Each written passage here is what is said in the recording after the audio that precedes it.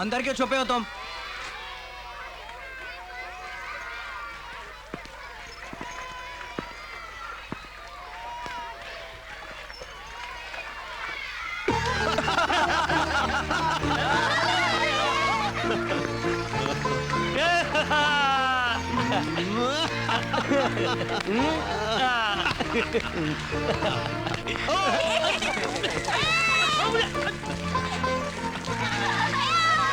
खेलो खेलो खेलो। कैसे लोग हैं ये? पीने के लिए एक घूंट पानी के लिए लोग तड़प रहे हैं वहां पर, और यहाँ लोगों पर बाल्टियां भर भर के पानी खराब कर रहे हैं। कैसा माहौल है, कैसी खुशहाली है। मेरा दिमाग खराब हो गया। जा अपना काम वाल्मीकि, एक मिनट। साहब मुझसे गलती हो गई, मेरी जबान फिसल गई, माफ कर दीजिए मुझे। माफ। नहीं बाबा, क्या बात है? तुम ऐसे क्यों बोल रहे थे? क्या तकलीफ है तुम्हें? पानी के लिए लोग घुट घुट कर मर रहे हैं साहब। ये क्या? अभी परसों ही तो बारिश हुई थी। सूखी बंजर जमीन है, जितनी भी बारिश हो पानी तो जलते तवे पर गिर के जैसे भाप बन जाता है, वैसे ही इस जमीन पर पानी जमा नहीं हो पाता। साहब, इंद्रसेन जी मिलने आ रहे हैं। नमस्ते साहब। नमस्ते, आइए आइए आइए बैठिए। खबर भेज दे तो मैं खुद आ जाता आपसे मिलने, आपने क्यों? मुझे गांव वालों के लिए आना ही पड़ा। बोलिए, क्या सेवा कर सकता हूँ? सर, बारिश के पानी को जमा करने के लिए इस एरिया में रिजर्वायर बनवाना है, नहीं तो हम गरीबों के आंसुओं को कभी नहीं रोक पाएंगे। इस रिजर्वायर के निर्माण के लिए बहुत पहले ही मैंने गवर्नमेंट से प्रपोज किया, लेकिन वो रुपया मैं दूंगा, जरूरत पड़ेगी तो लोगों से कहूंगा। प्रॉब्लम रुपयों की नहीं। फिर जिस एरिया में रिजर्वायर बनाने से लोगों को फायदा होगा, वो जगह शिवनाथ परिवार की है। वो बिल्कुल नहीं मानते। मैं तो कई बार उनसे बोल चुका हूं, लेकिन वो लोग अपनी जिद पर बैठे हुए हैं। अब गवर्नमेंट क्या करेगी जब ऐसे खुदगर्ज लोग मौजूद हैं? इसलिए हम भी चुप हैं। मैं चुप नहीं रहूंगा। आप शिवनाथ के बेटों को बुलवाइए और गांव की जनता को भी बुलवाने का इंतजाम कीजिए। वो ना माने तो? अगर इस बार उन्होंने मना किया तो सरकार नहीं, मैं खुद ही उनसे निपट लूंगा। कलेक्टर साहब। क्यों कलेक्टर साहब, हमको काम नहीं है क्या? आपने बुलाया तो हम चले आए। कहाँ है इंद्रसेन? है चलो।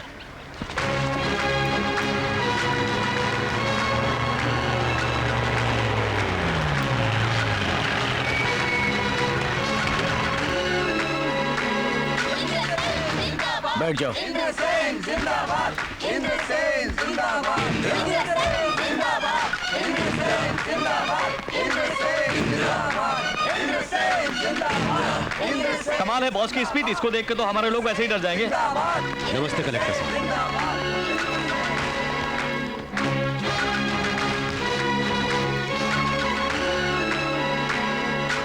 अब बोलो कलेक्टर, हमें क्यों बुलाया?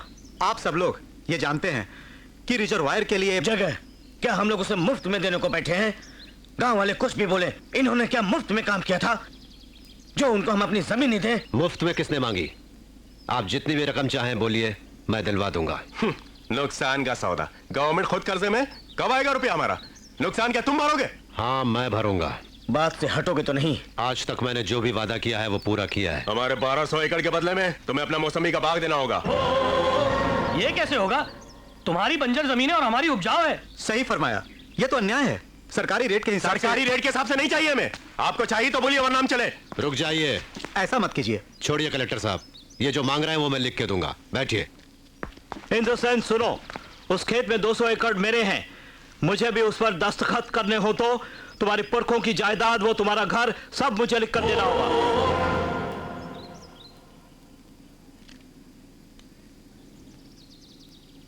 लिख के दूंगा।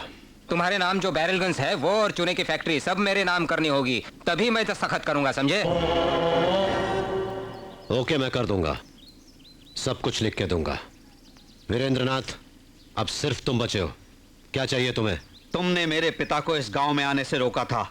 तुम अगर इस कागज पर दस्तखत चाहते हो तो तुम्हें इस गांव को छोड़कर बाहर जाना होगा।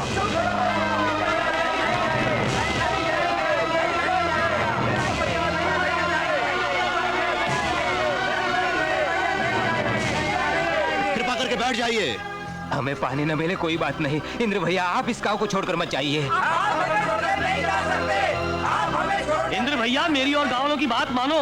तुम इस बात को मत मानना। उनकी बात मान के तुम्हें ये गाँव छोड़ के जाने की जरूरत नहीं है। हम तुम्हारे साथ हैं। हम और गाँव वाले तुम्हारे साथ हैं। हम तुम्हारे साथ हैं। अगर आप मेरी इज्जत करते हैं तो कृपा करके बैठ जाइए। कलेक्टर साहब, मैं यहां से चला जाऊंगा, लेकिन उस रिजर्वायर का काम पूरा होने के बाद दस्तखत करवाइए। रुको भैया, कलेक्टर साहब, इस देश में बेटियों को भी हिस्सा मिलता है ना? जरूर मिलता है। क्यों नहीं बहना, 1200 एकड़ जो है वो सब तुम्हारा ही तो है। जब चाहो तुम्हें दे दूंगा। इसका मतलब मुझे भी इस पे दस्तखत करना होगा? करना होगा। दस्तखत तो मैं करूंगी, लेकिन मेरी एक शर्त है। देखिए देवी जी, मेरे पास अब कुछ नहीं बचा है खाली हाथों के सिवा। खाली हाथों को रहने दो, मंगलसूत्र बांधने के लिए।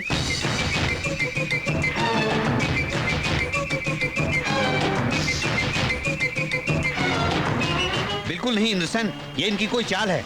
ये सब भाई मिलके अपनी बहन की आड़ लेकर तुम्हें फंसा रहे हैं। बहुत बड़ी साजिश है। नहीं भैया नहीं, तुम बिल्कुल भी राजी मत होना। हाँ भैया, दीदी ठीक बोल रही हैं।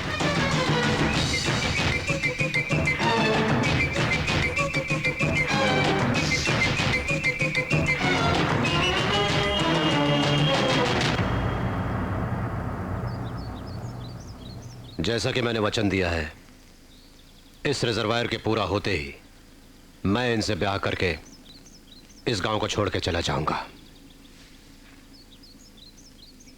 वाह, ये हुई ना मर्दों वाली बात।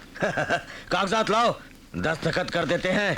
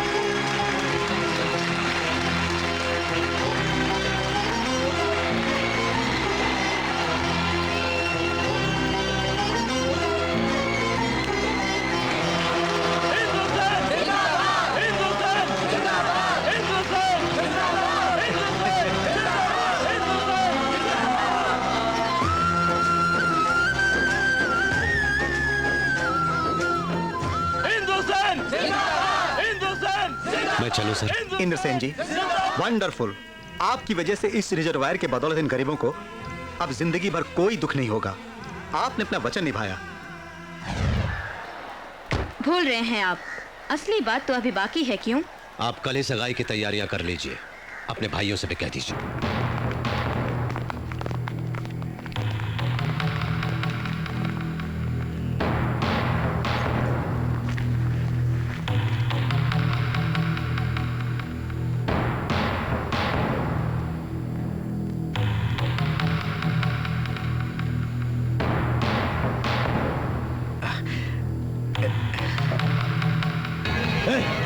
नागेंद्र, रुक जा। तेरे भेजे में भूसा भरा है क्या? अरे इज्जत किसे दी जाती है, कुर्सी किसे डाली जाती है, ये भी नहीं जानता तू? मजदूर को कहां, मालिक को कहां बिठाना, ये भी नहीं जानता?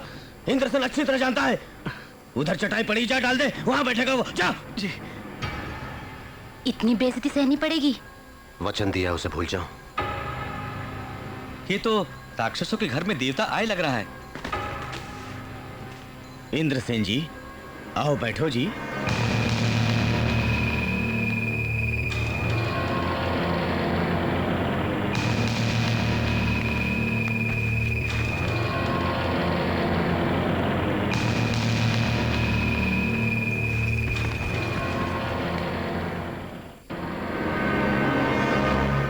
मैंने जो कहा क्या वो गलत बात है? हम सगाई की रस्म पूरी करने आए हैं, वाद विवाद करने नहीं। जल्दी से मुहूर्त निकलवाइए। हाँ? इसी समय का तो हम पांचों भाइयों ने मिलकर बड़ी बेसब्री से इंतजार किया है।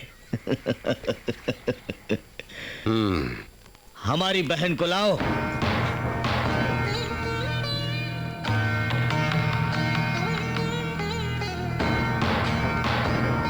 आओ बहन।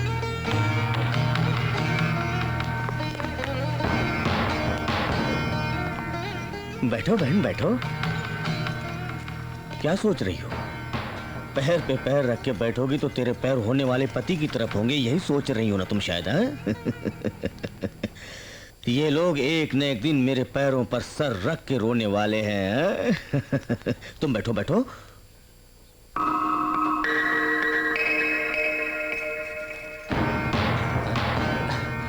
ये क्या बहना, तुम नीचे बैठ गई?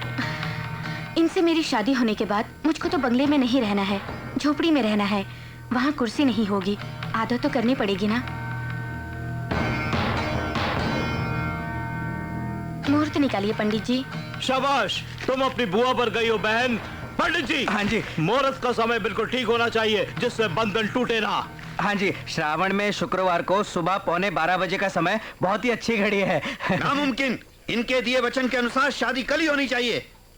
कल ही रखिए। मुहूर्त बिल्कुल ठीक नहीं है बेटा, ये समय शादी के लिए उचित नहीं है। हमें फर्क नहीं पड़ता, आप कल सुबह का मुहूर्त निकलवाइए।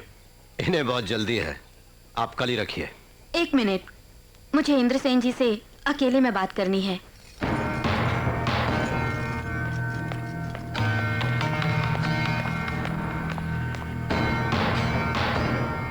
अभी तो शादी भी नहीं हुई और ये मुझे कमरे में बुला रही है। सुनो, घबराओ मत। ठोकर खा के पछताना आपके वंश में हो सकता है, लेकिन उनके वंश में नहीं है। कैरेक्टर बहुत अच्छा है, आप आगे की सोचो। चल भाग। भाइयों ने कुछ कसर छोड़ दी है क्या, जो तुम मांगने के लिए मुझे यहाँ पर लेकर आई हो? कुछ मांगना है तो मांगो। तुम्हारे प्राण। दो क्या? सिर्फ आप चाहिए मुझे। मेरी बुआ की तरह मैं भी आपको मार दूं, इसीलिए मेरे भाइयों ने मुहूर्त निकलवाया। अमेरिका से आने के बाद मैंने भाइयों को देवता माना। हमारा परिवार आपको दुश्मन समझता था, लेकिन तुमने मेरे भांजे को बचाया। मेरे भैया ने उसकी जान ली, तभी तो इन दोनों परिवारों के बीच का फर्क जान गई मैं। आप ये शादी मेरे लिए बिल्कुल नहीं कर रहे हैं, बल्कि गांव वालों की भलाई के लिए कर रहे हैं। मैं ये बात जानती हूँ, मुझे आपका प्यार चाहिए। गरीबों के लिए जो प्यार है, जरा सा मुझे भी दे दीजिए प्लीज।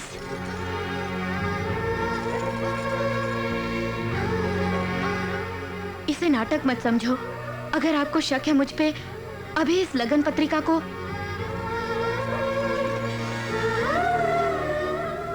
देखो स्नेहा, ये लग्न पत्रिका हम दोनों को पति पत्नी का दर्जा दे के बहुत खुशी देगी।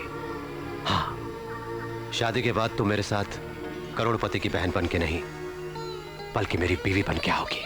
ठीक है।